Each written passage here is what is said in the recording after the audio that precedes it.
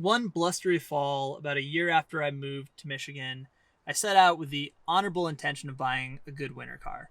And I got on Craigslist, and about a week later, I was driving this home.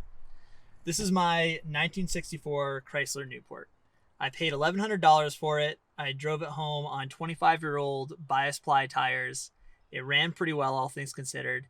And I just started to tinker with it and drive it. I did a bunch of work to the brakes. I did a basic engine tune-up, did a front suspension rebuild. And before you know it, I was like putting miles on it left and right. This car has basically been my daily driver for about 2 summers at least.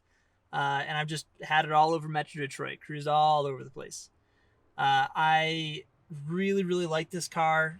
It's got the 361 B block, which is the predecessor to the RBs, like the 383 and the 440.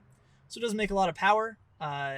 It's got the push button shifter, which I absolutely love. 1964 was the last year of the push button shifter on the Chryslers. I've loved the funky trapezoidal front grille. I loved the slightly more styled C-pillar instead of like the later 3-box designs. The car just has a lot of personality, and it just keeps on going, and it just keeps on being fun to drive and not costing me that much. Tried to sell it a couple of times over the years, never could quite get it sold, never could quite part with it. So here it sits. And I left this car here when I went to California. I just threw it right in that shop, locked the door behind it. And I really was surprised at how much I missed this car. I would have loved to have been cruising it around the lowrider meets in California. So when I got back here, I was really excited to put this thing back on the road.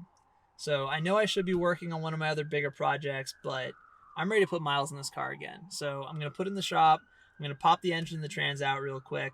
I'm going to throw a bunch of gaskets at it, give it a little tune-up, just make sure that it's ready for another summer of driving, because I am here to put miles on this car.